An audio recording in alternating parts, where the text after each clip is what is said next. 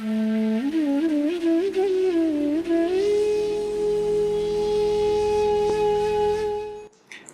Bhute has asked, quoting from Ashtavakra Gita, chapter 1, verse 14.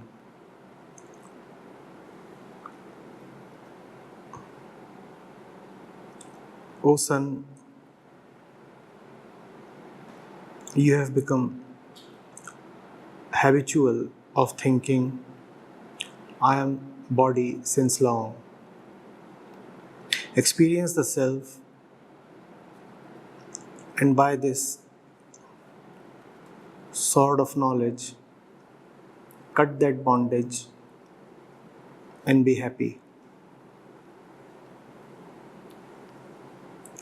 Ashtavakra Gita, chapter 1, verse 14. Dear Acharya Ji, in the verse above it is mentioned that one is constantly identified with the body. I feel I am deeply identified with the body most of the time. How do I start detaching myself from this body identification? Being a woman, I find it more difficult because of the social and physical conditioning. But listening to you, Acharya Ji, I now feel that there is some way to go beyond it, and you are pointing at that. I'm unable to see it clearly, but I don't know why I still have faith that surely there is a way. Kindly guide. The question is, how do I start detaching myself from the body? How to get rid of body identification?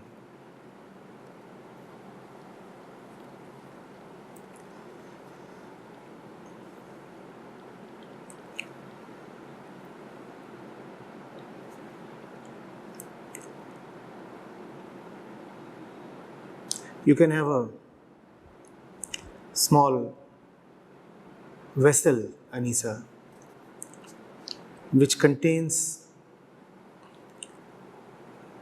small pieces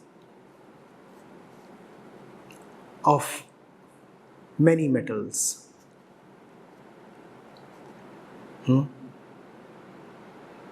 Iron, aluminium, nickel, copper. And happily they go together. They are all kept in the same vessel. They have been coexisting since long. And being in the company of each other, they have all started appearing as one, very, very similar.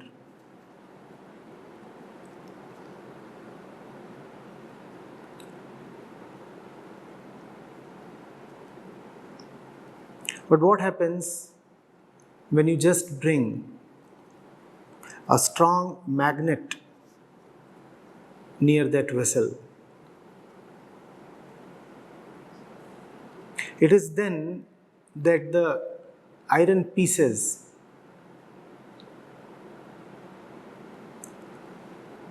just lose their old company and rise towards the magnet.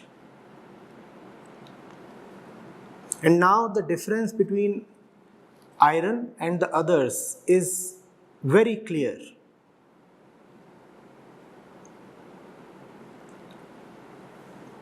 There is no similarity at all. One has a love for magnet the others do not have.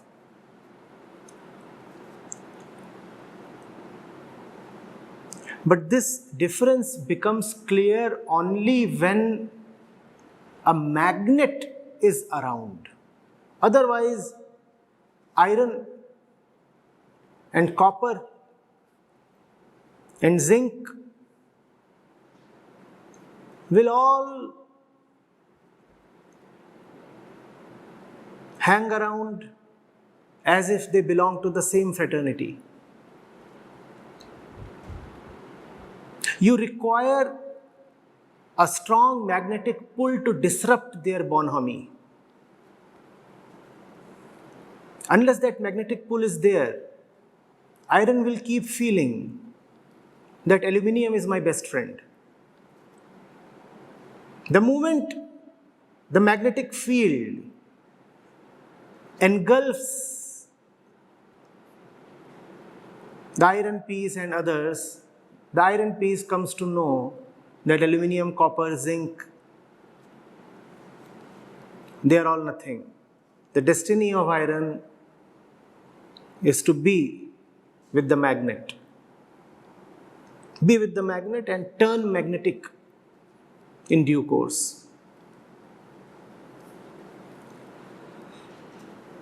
So you see, as long as your intentions and the body's intentions are one, you will have no way to clearly see that you and body are not one. Understand this. As long as your intentions and the body's intentions are one, how will you see that you are not the body? What the body is asking for, you too are asking for. The direction that the body is going towards, you too are moving in that direction. There is no way to figure out that no, these two entities, the body and the self, are not one. It is only in the presence of something, somebody,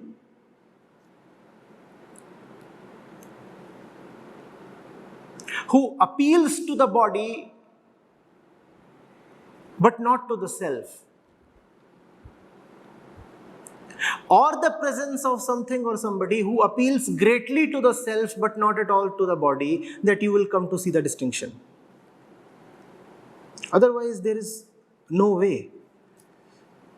If you are not close to a magnet, you will keep feeling that copper is your brother.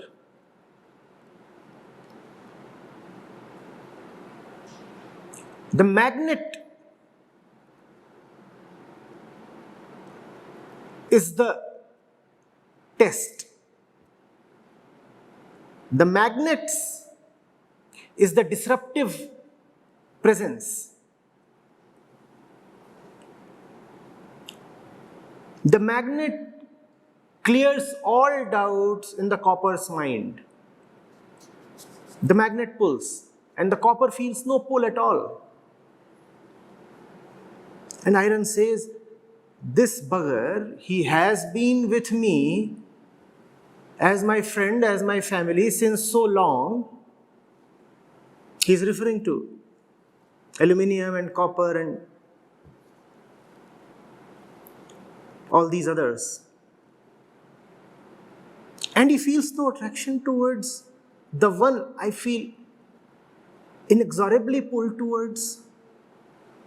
How can he be my friend or family? The magnetic field beckons. I find myself helpless in front of it, but all these similar looking ones surrounding me behave as if nothing has happened. They know no love. It is then that the distinction is established beyond doubt.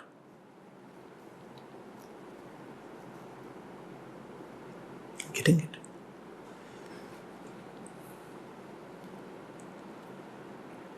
You have to enter situations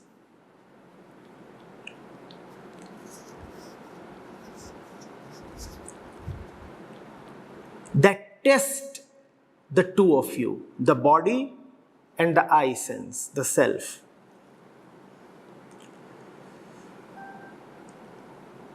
Yesterday we were talking of the iron statue and the wax statue, and the two can look exactly the same, and the two can keep going around merrily. Oh, we belong to the same class. It is in the presence of heat that the two will learn how dissimilar they are. Unless you turn up the heat, how will you know the difference? You have to turn up the heat.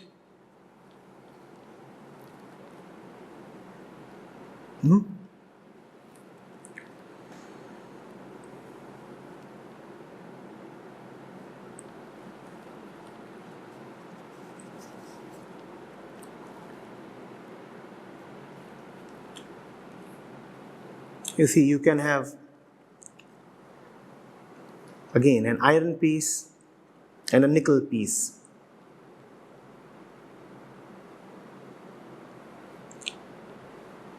Somehow joined together through welding or some other technique. A little iron cuboid and a copper or aluminium or nickel cuboid of the same shape, same dimensions, and you can put them together. And the two will stay together.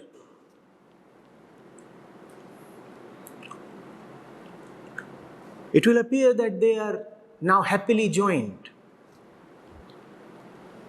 But raise the temperature. The coefficient of expansion of iron is very different from that of aluminium. The moment you raise the temperature, this joint block starts getting distorted, because one expands more than the other. The two have been put together, but the moment you raise the heat, you find that one of them is behaving differently compared to the other, so this joint piece starts getting distorted. It starts getting bent. Now you know that the two are a mismatch. The two cannot go together. You have to bring in extraordinary situations. You have to bring in uncomfortable situations. Unless you bring in uncomfortable situations, the truth is not exposed. It is only when you bring in situations that are a little out of the ordinary that you come to know of the essence of an entity.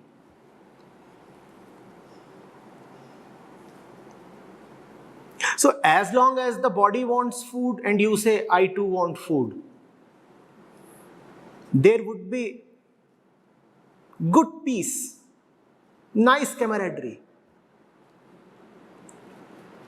Body says, I want sleep, and you say, I too want sleep.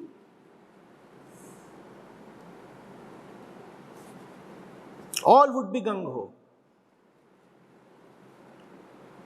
No strains, no tensions. Because the two of you are acquiescing with each other. There is no divergence in objectives. But let the body say, I want food. And you utter in the same moment, I want freedom. And then you see what happens. That is the moment when you will realize you and the body are not one. The body will suddenly become your enemy. And that is the way to assess the quality of company you are keeping.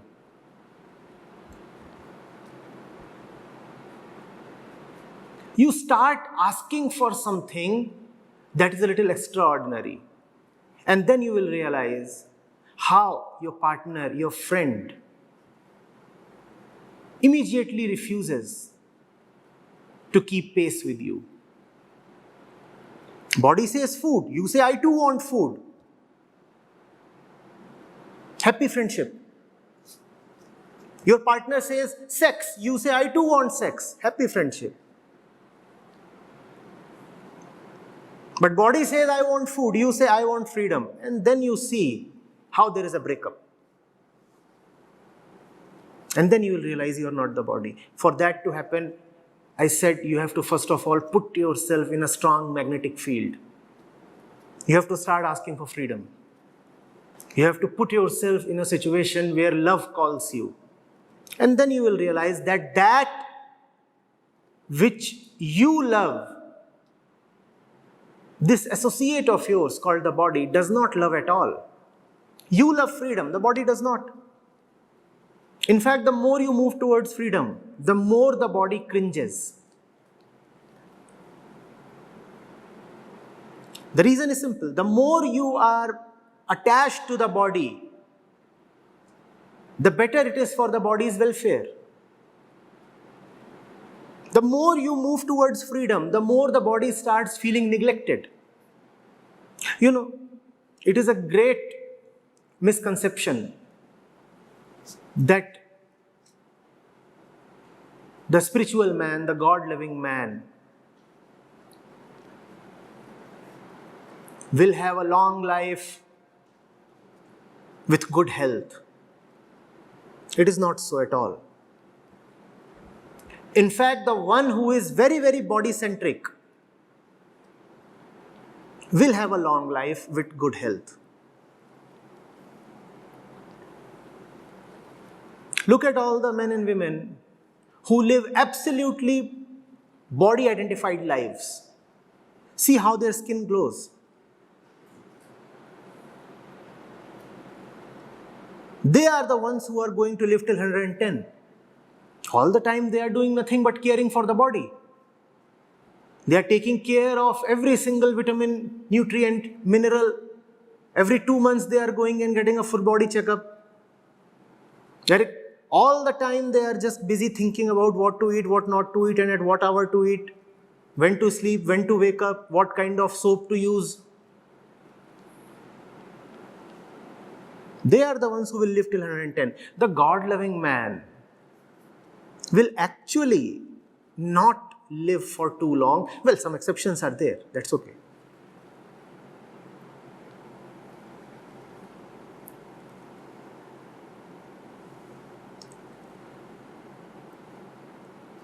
But because this misconception, the superstition is there, that the jnani or yogi will have a strong and able body.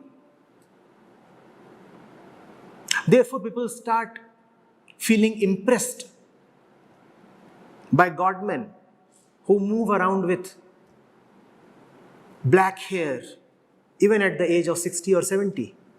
They say, this one must be very real. Look at the glow on his face. And his hair are all black even at 65.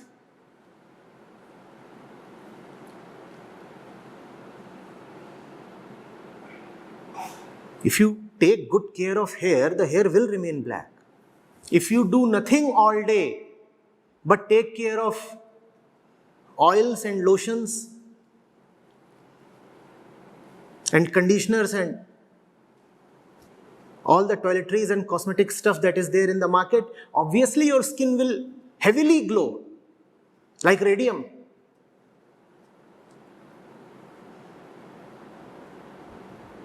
That's what the body wants. You stay identified with it and you keep doing what it wants you to do. And the body strongly reacts when you start doing what the body is not conditioned to do. No body is conditioned to go for love. No body has any intention to attain freedom. Body is not born to attain freedom, please. Body is not born to revel in love. The body is not born to understand. You know what the body is for. You know what the body likes. Have you ever gone to a doctor and the doctor's diagnosis has said that you know your body is sick because you do not have bodh or understanding? Please, does the body ever fall sick because of lack of understanding? Does the body ever fall sick because you do not have spiritual freedom? Which means that the body does not feel bad at all if there is no understanding or illumination or freedom. If there is no freedom, the body does not feel bad at all. Had the body felt bad over lack of understanding, then all the 99% people in the world who do not understand anything at all would have remained chronically sick. Do you find them sick? No. In fact, they are bodily the most healthy and happy. This will tell you that the body has no intention at all to understand. The body has no intention at all to dive into love. The body does not want to be free. The body does not care for the truth.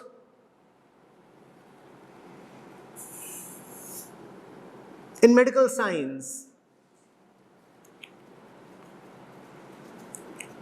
in hospitals, do they teach you that if you want to stay physically healthy, then you must have the truth?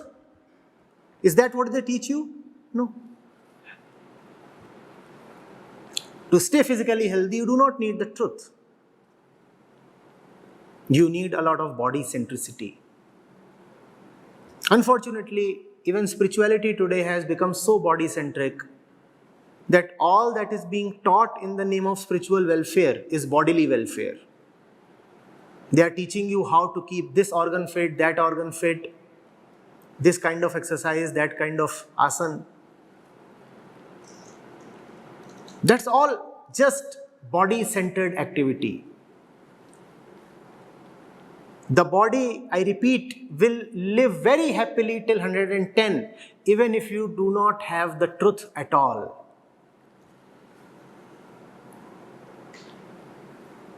And the body will react and resist vigorously when you start diverting your energies towards the truth rather than physical upkeep.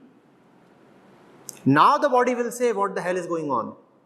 Earlier you used to care so much for me, but now all your attention and energy is going towards something called truth or freedom. Now the body will strongly react. The body will say, nothing doing. We cannot move along like this. Break up. You used to give me so much attention. Now you are giving me no attention. You don't give me any time. All your time is going towards the scriptures. All your time is going towards sadhana. I just don't like this. Please, please pamper me. The moment you start moving towards the truth, there develops a strain between your relationship with the body.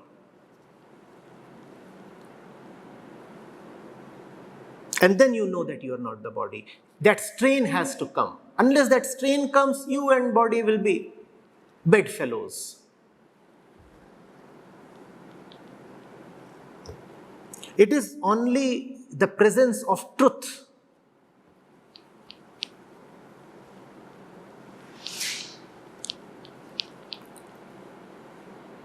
that separates the real from the unreal. Therefore, you will see, Anisa, that if somehow you are determined to stay with the body as a body identified one, then you will distance yourself from the truth. There is you, there is the body, or the one who gives you bodily company, a bodily friend, and then there is the truth. If you want to maintain this relationship with the bodily one, then you will have no option but to snap your relationship with the truth. You cannot have both. Because if you have both, then there will be an incredible strain in your relationship both ways.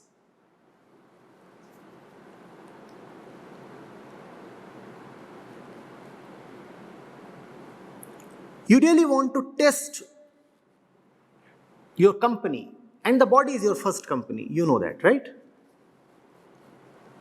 If you want to really test your company, then I say, put yourself in an environment where the interests of the two of you diverge.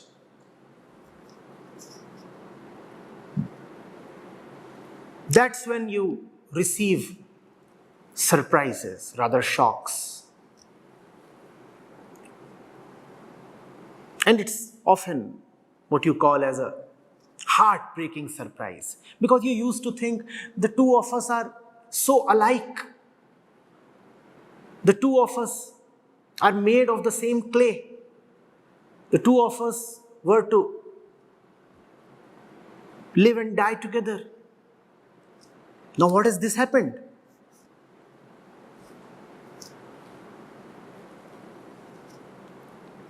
Suddenly there is a parting of ways. And I say, therefore, when you do not want the ways to part, often you try to not enter the field at all. Because you enter the field, and the true would be separated from the false. If you do not want to be separated, then the best way is to avoid the field itself. The body is a very happy companion. As long as you do what it wants you to do. But the body is a very, very irate co-passenger when you have your own real and genuine agenda to follow. The body just does not like it. The body says, you better follow my agenda. And your agenda is not merely different from that of the body. It is at odds. If you do what you must do, then you cannot do what the body wants you to do. So there cannot even be a peaceful coexistence. You cannot even say, well, we appreciate our differences, but we still live together. It is not possible. Because the two of you are not merely different, the two of you are in some way dangerous to each other.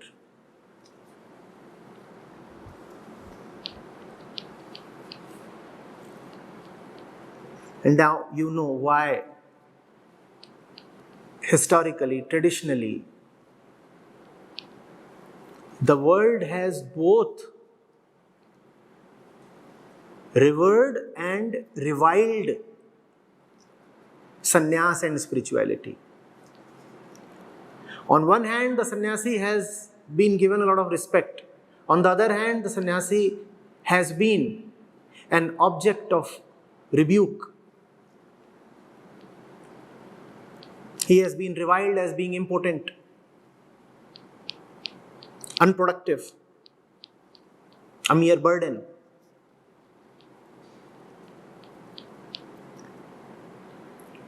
Householders respect monks and seers, but the moment one from within the house seems drifting in the direction of spirituality, the entire house starts shaking. Because the houses we have are built on bodily foundations. Man and woman come together and the house is raised. And the body and the self cannot go together. Their priorities, their aims are very, very different.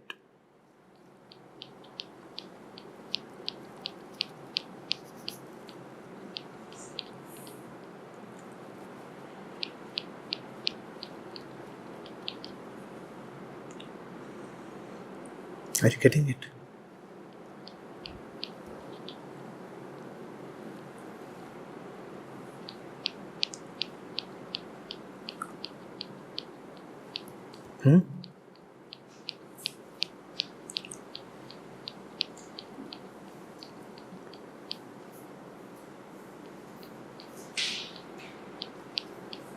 If it's just about taxiing on the runway,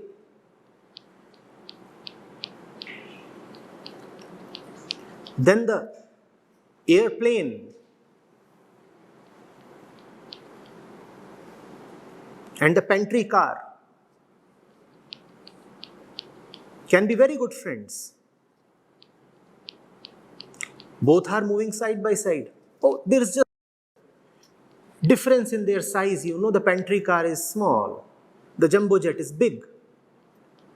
But they both are taxiing on the same plane, same level, same ground.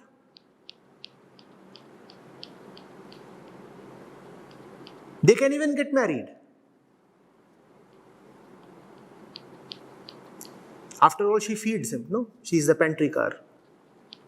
And he's big. He can take care of her. That's how marriages happen. Or the fuel car, whatever. But the entire love affair is abruptly and cruelly jolted and shattered when the plane takes off. Now the pantry car is abusing and accusing him of being disloyal. You were supposed to remain on the ground along with me. If you wanted to move, the two of us could have happily moved together on the ground. You have wheels. I too have wheels. But as far as you are concerned, you not only have wheels, you also have wings. The body has just wheels. If you want to sacrifice your wings, then marry the pantry car. She will be very happy.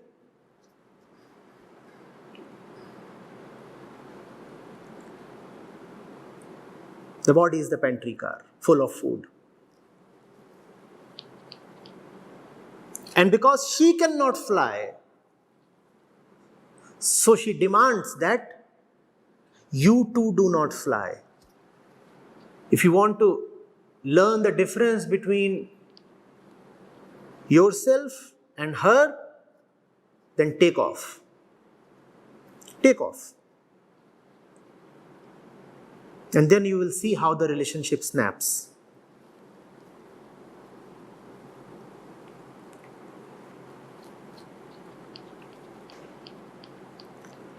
Try going towards a food plaza. The body will say, yo, I'm with you.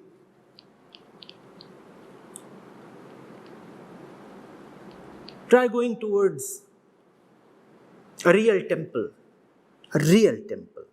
and see how the body starts aching,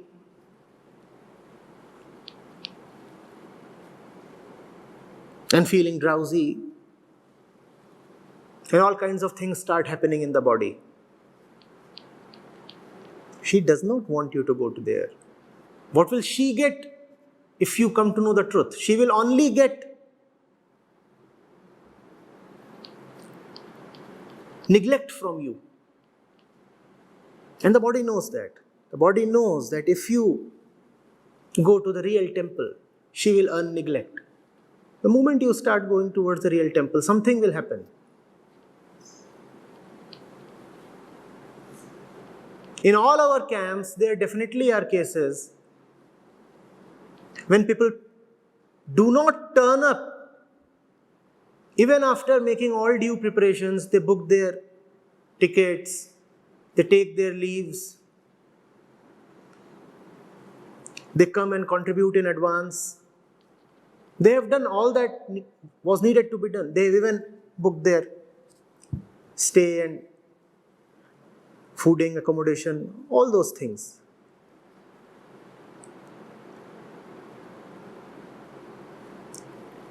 On the eve of the camp, they suddenly develop diarrhea. Happens every time. The body has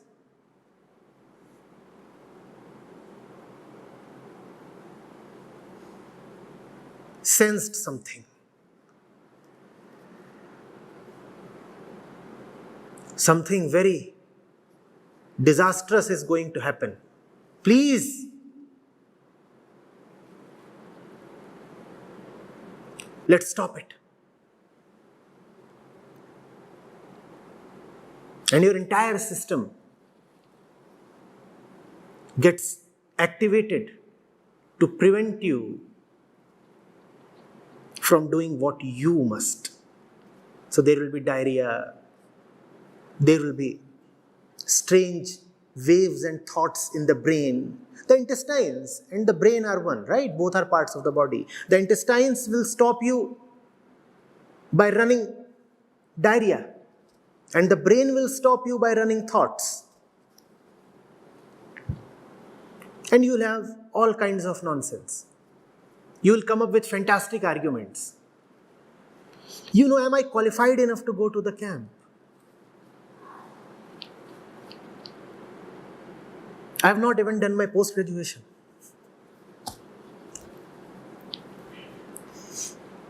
Am I qualified to go to the camp? My name starts with B. B is such a funny letter. B.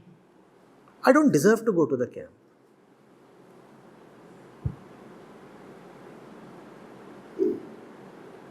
Or you'll have some other fantastic argument of your own. Once upon a time I used to have the right reasons to go to the camp. But now situations have changed. You see, so I will not come. It is not you, it is the body. And you don't even realize that. It's the intestines. It's the brain, it's the ovary and the testicles. It's they who's talking so loudly. It's not your argument, it's coming from there. The eggs are dancing and bouncing.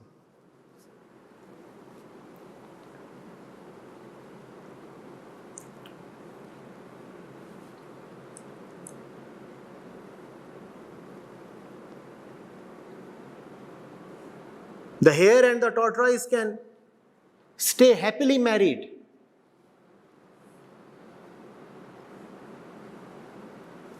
Till it comes to a point where it is seen that running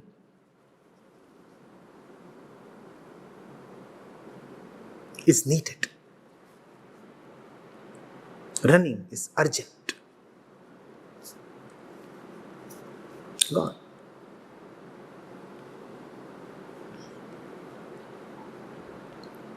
So, if you want to stay body identified, do what the body wants you to do. There will be no problem. If you want to test whether you really are the body, then do what you must do and face a lot of problems.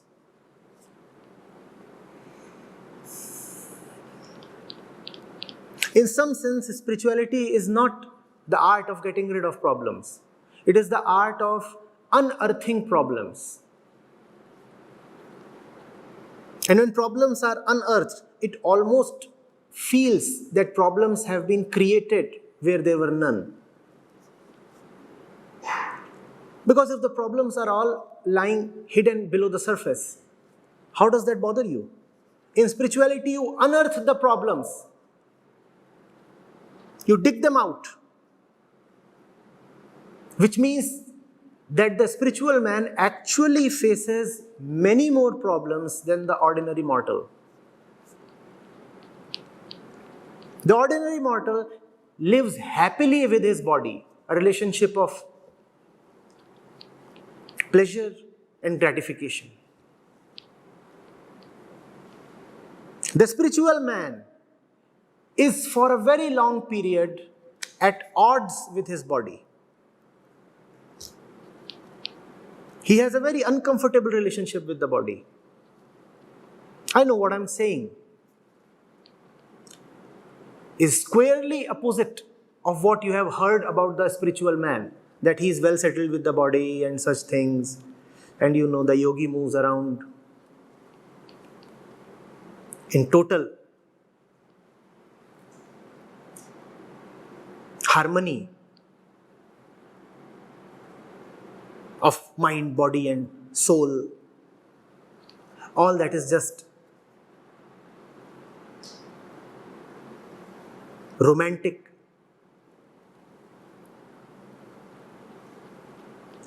experientialism. Create an image of the yogi where he is, the personification of harmony.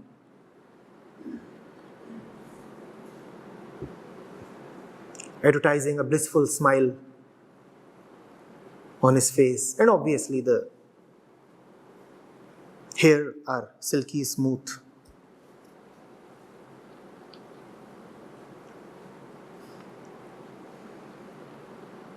The skin is baby soft. And he is full of all kinds of energies, even at the age of 75. You ask him to father 5 kids at one go, he still can. Let him be 75 or 85. That's the yogi, Veeryavan.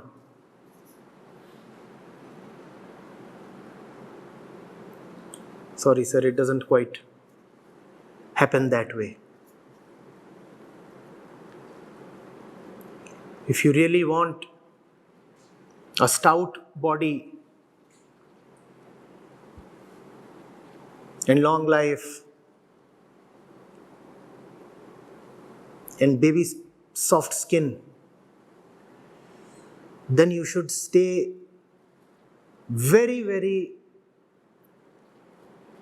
far away from any kind of spirituality.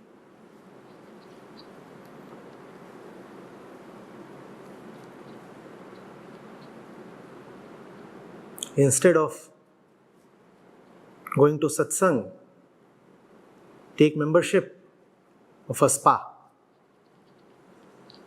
or a beauty salon.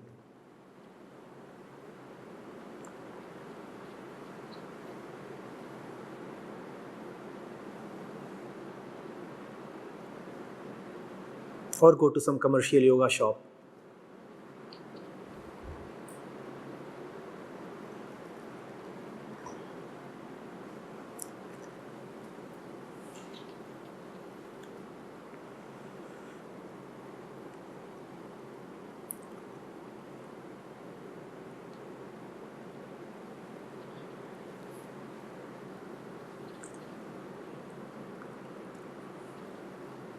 Spirituality is not about leading a happy life. It is about leading a real life. And there is a great difference there. Please understand that.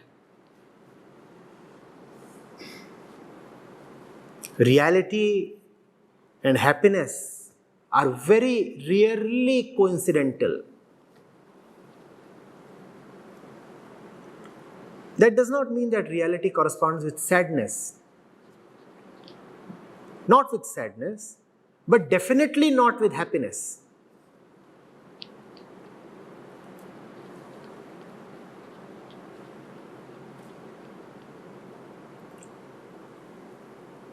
Does the spiritual man's body have to be definitely sick and frail? No, not that. By chance, it can be healthy and strong as well, but just by chance. He won't be aiming to have a healthy body. His aim is different. He is aiming to go beyond the stars. If the body remains healthy in the process, wonderful. If the healthy body is needed to go beyond the stars, he will give some attention to the body, just because it is needed to fulfill his goal. But the body as such will not be his concern. He will use the body like a vehicle. The vehicle is important as long as it serves to take you to the destination. Only to that extent.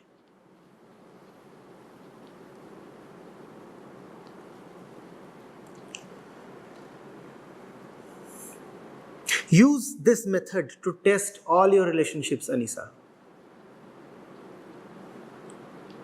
Anybody and everybody.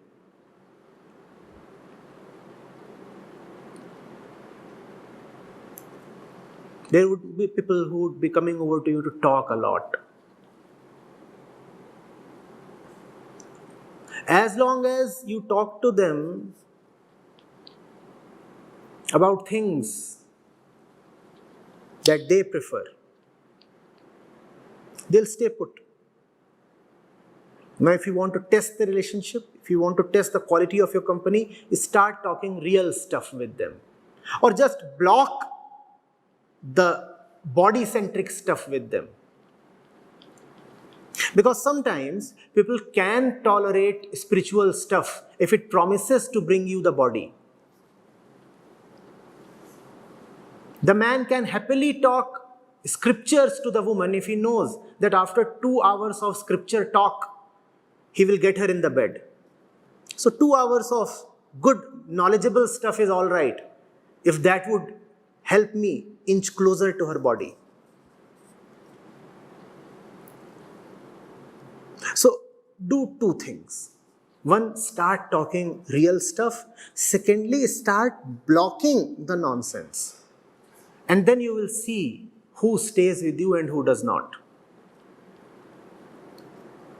Do both of these things concurrently, right? Start talking the real things.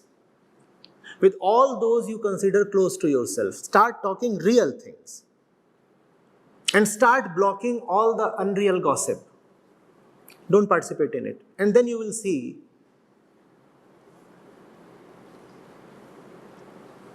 who keeps sitting and who walks away.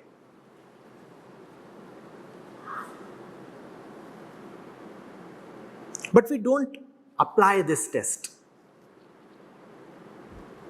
Somewhere we have a notion that in certain relationships, the real things need not be talked of. So when it comes to people you are intimate with, you just don't talk the real stuff. For example, you can talk about spirituality with some friend who is not very, very close to you, but you won't want to talk spirituality to your mother or to your father or to your wife. It is very strange. Even deeply spiritual people do not talk spirituality to their wives or to their husbands. Because you know very well that the moment you bring that up in the conversation, the relationship will snap. She will say, if this is what you have to talk about, then we can't go together. You talk to me on my terms. I want you to talk stuff that I prefer to listen to. I will decide the topics. Why don't you apply this test? All of you. Start talking real things with people who are in your vicinity. And simultaneously start blocking all the nonsense. The moment the fellow addresses you in a bodily way, block him. And there are many ways in which to provoke body sense in you. Nobody needs to formally say, I look at you as a body.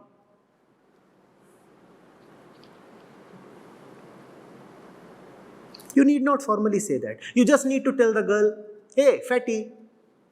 Hey, fatty. Fatty moti. Now, what are you referring to? Is the Atma fatty moti? You are constantly reminding her that I look at you as a body. This relationship is evil.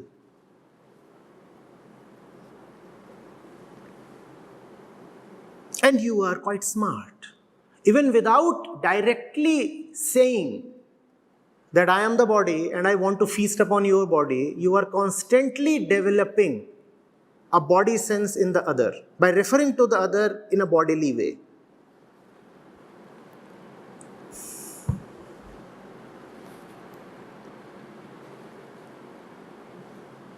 See who all refer to you in a bodily way. Avoid them.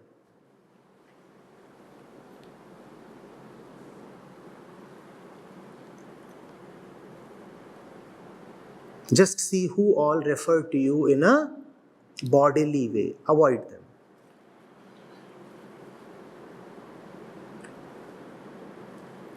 Or test them. Say, fine, I don't want to avoid you. But can we discuss chapter 3 of Advait Gita tonight? Darling? And darling is all hot and up and loaded. And then you say Advait Gita. That's such a big letdown.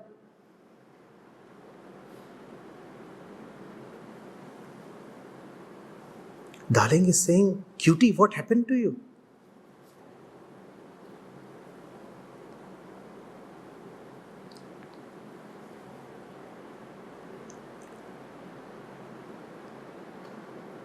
Somebody says, you are my doll. What is he saying? Huh?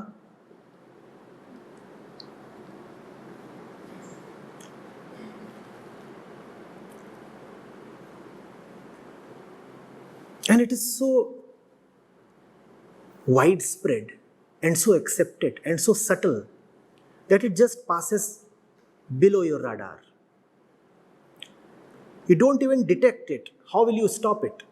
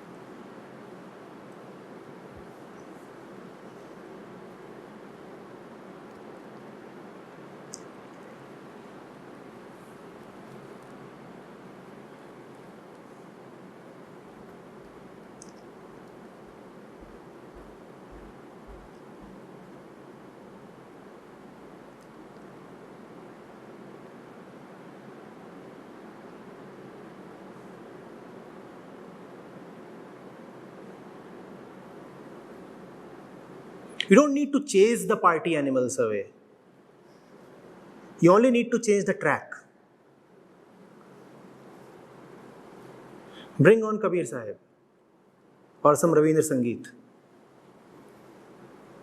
You need not be actively shouting at them, go away, go away. You are drunk.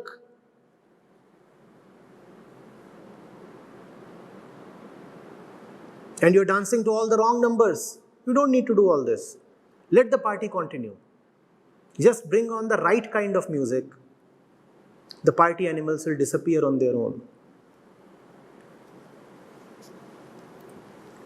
That's spirituality. Bringing on the right music. Spirituality does not mean that the music will vanish.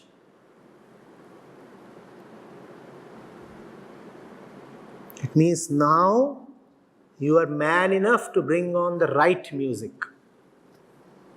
And then, after all the animals have disappeared, if one or two beings still stay back, then they are worth it. They are the ones who deserve your company. Be with them. And if you don't find anybody who stays back, it's okay. You have the company of the music.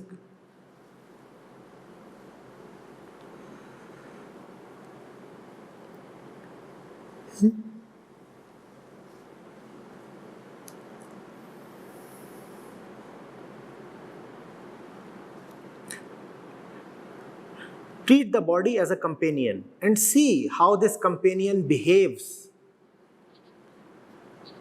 when you fulfill its demands and how it behaves when you do something that is for your own welfare. This companion is very, very selfish, very greedy. It cares only about itself. It has no respect for what you want to do and attain. The body is a really bad life partner. You have been saddled with someone who has no empathy, no understanding of who you are. It only knows its own interests, and it just won't compromise on them.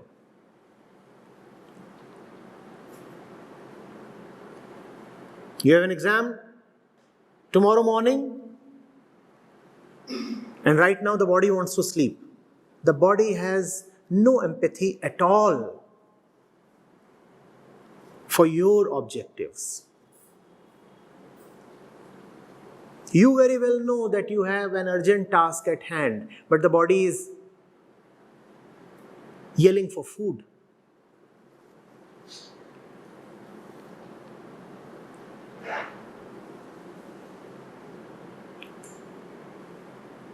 You very well know that the fellow in front of you is a teacher,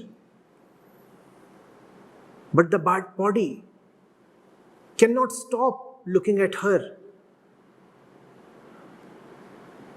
as a sex object. And you're telling the body, she's not a sex object, she's my teacher. Body says, no, she is a great figure.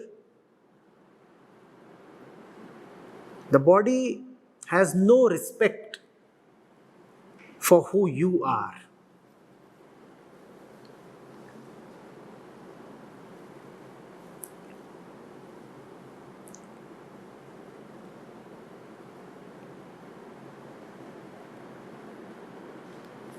That's why I keep saying that the first tragedy is birth itself.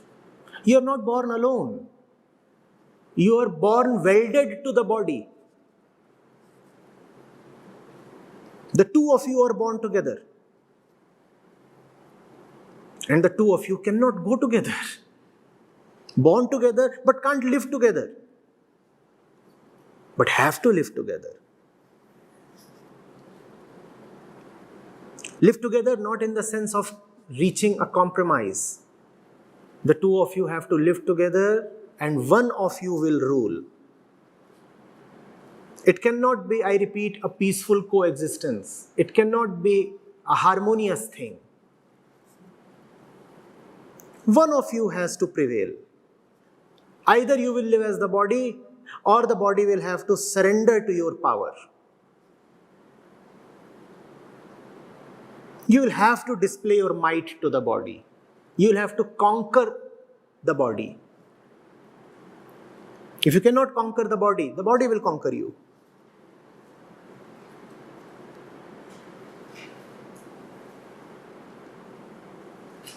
I repeat, if you cannot conquer the body, you will have to be enslaved.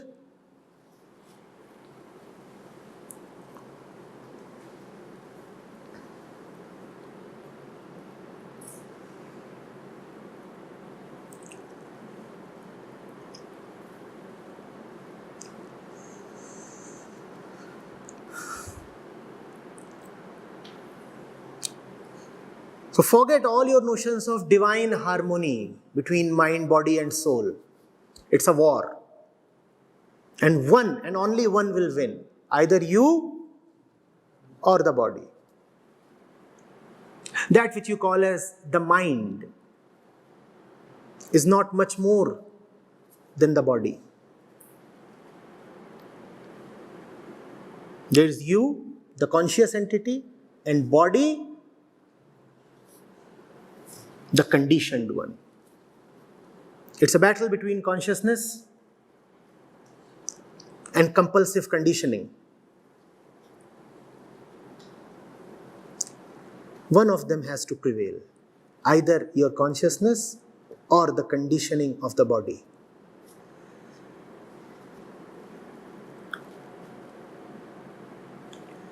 Spirituality is war. You are being trained to fight and win.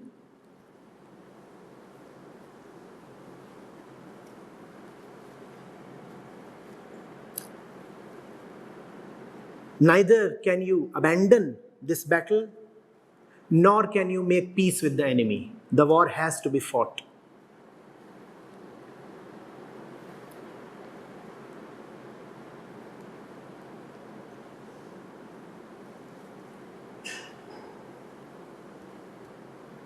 But if you can fight the war and win it, then I tell you, the body is a useful slave.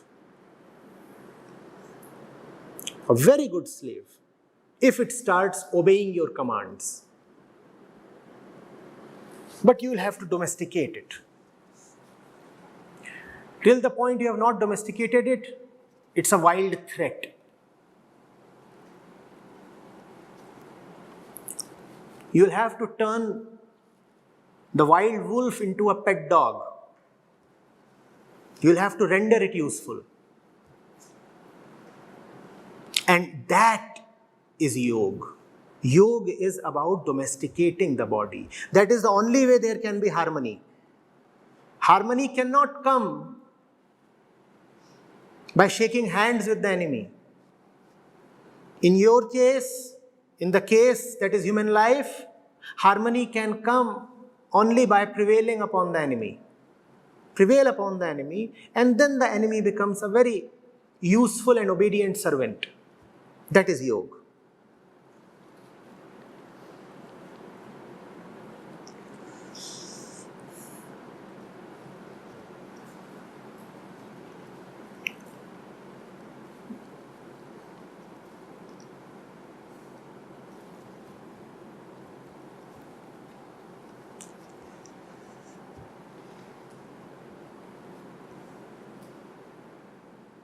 Go around